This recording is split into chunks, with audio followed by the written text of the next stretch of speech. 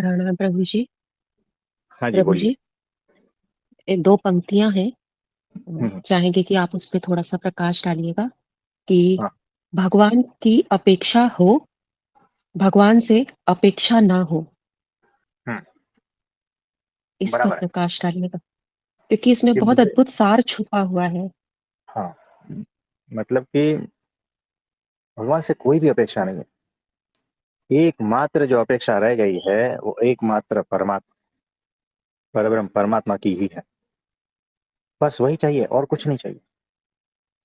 और वही सच्चा मोक्ष है, सच्ची निर्गुण अवस्था है, सच्ची मुक्ति है।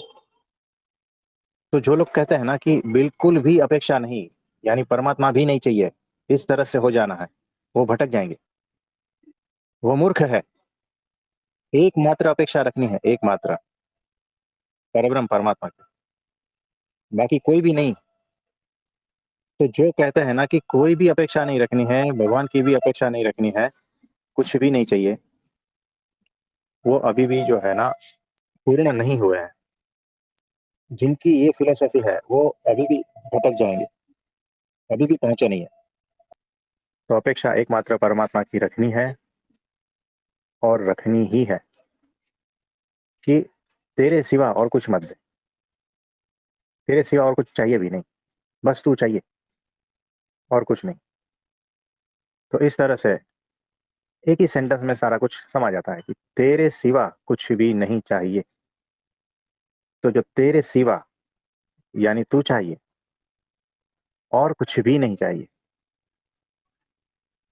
तो आपने जो दोनों पंक्ति पंक्ति ये होती है, तेरे सिवा और कुछ नहीं चाहिए,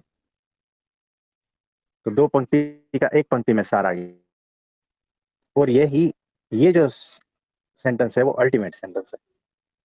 और इस सेंटेंस को जिसने अपने भीतर उतार लिया और अपने जीवन में उतार लिया, अपना जीवन सूत्र बना लिया और प्राण का तत्व बना लिया ना, तो समझ लो वो मुक्त ही है, और कुछ नहीं चाहिए। ये संपूर्ण वैराग्य दिखाता है।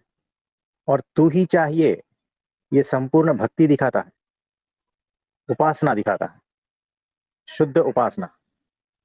सिर्फ तू ही चाहिए और कुछ नहीं, ये शुद्ध उपासना दिखाता है, पतिव्रता की भक्ति दिखाता है।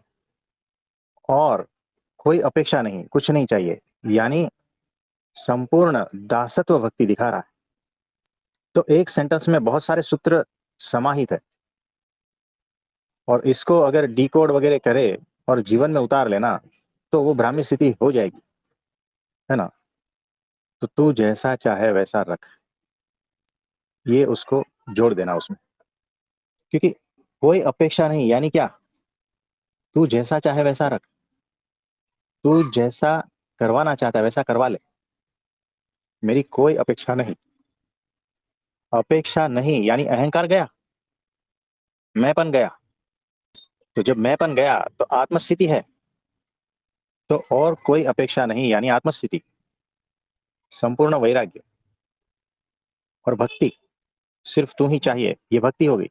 और आत्मस्थिति में हो गया ना वो, अहंकार गया यानी आत्मस्थिति, आत्मज्ञान की स्थिति में है, और होश के साथ में रहेगा। जब होश है तभी तो ये सूत्र भीतर से निकलेगा ना। बेहोशी वाले व्यक्ति से ये सूत्र नहीं निकलेगा। तो संपूर्ण होश में है, ज्ञान में है, आत्मज्ञान में है, और इस तरह से होता है, तो उसका हर आचरण धर्म पूर्वक ही होता है। तो एकांतिक स्थिति हो गई ना, धर्म ज्ञान वैराग्य और भक्ति चारों। तो जीते जी मुक्ति की अवस्था है ये सूत्र जिसने आत्मसात कर लिया ना, वो जीते जी मुक्त की अवस्था में है। तो ये सूत्र सिर्फ बाहर से नहीं आना चाहिए, भीतर से निकलना चाहिए। भीतर की समझदारी इतनी है, तब जाके ये सूत्र निकलता है। तो बड़ा अद्भुत सूत्र है ये। कहाँ से सुना? प्रभु जी, आप ही की परम शिष्या हैं, सुधा जी। उन्होंने ही लिख के भेजा था।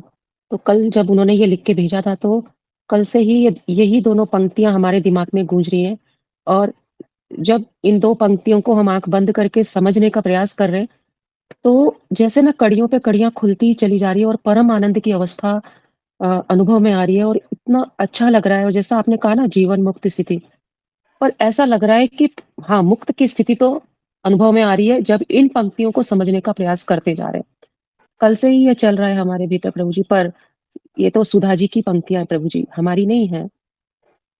तो बराबर है, यही पंक्तियां ग्रुप में शेयर कर लेना सबको, और सब इस पर गहन चिंतन मनन करना, क्योंकि ये अद्भुत चीज है। अगर इससे आपके भीतर में कुछ होता है तो बहुत अद्भुत बात है, और इसी पर ही चिंतन मनन करते रहना है। इसी में सारा सार तत्व छुपा हुआ है। तो सभी लोग जो है इस पर गहनता पूर्वक चिंतन मनन करना, सभी इसको लिख लेना कहीं पर भी, क्योंकि व्हाट्सएप और ये वो सब आते हैं और 2 दिन में तो भूल भी जाते हैं। लेकिन ऐसा नहीं करना है, इसको चिंतन मनन करना है, रास्ते पे चलते चलते इसके बारे में सोचना है, खाते वक्त इसके बारे में सोचना है, जब नींद आती है तब भी इसके बारे में सोचना है ना। इस तरह से हर वक्त इसके बारे में जब कुछ हफ्तों तक सोचोगे, चिंतन मनन करोगे, तब बहुत बहुत पर्दे आपके खुलते जाएंगे, बहुत रहस्य उठता जाएगा, भीतर आनंद बरसेगा, और आपकी स्थिति बदलती जाएगी। ये सारे सूत्र वैसे हैं। ये बोलिए। प्रश्न और था, तो ये हाँ जो हमारे बोलिए। प्राण होते हैं और शुद्ध शरीर एक ही होता है क्या? नहीं नहीं, वो अलग होता है। जी प्रभु जी। हम आपके प्रश्न का उत्तर दे देते हैं, ये तो ठीक है, लेकिन आप हमारे प्रश्न का उत्तर अभी तक दे नहीं पाए। ये बड़ी नाइंसाफी है प्रशांत। हर बार हमें धोखा देकर चले जाते हो प्रश्नों के उत्तर लेकर। हमने कहा कि आगरा वाला भाई को ढूंढ के लेके आओ, तो आज तक हमारा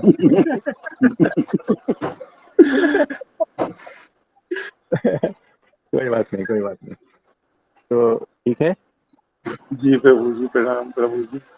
आप सभी को मेरा नमस्ते, प्रणाम।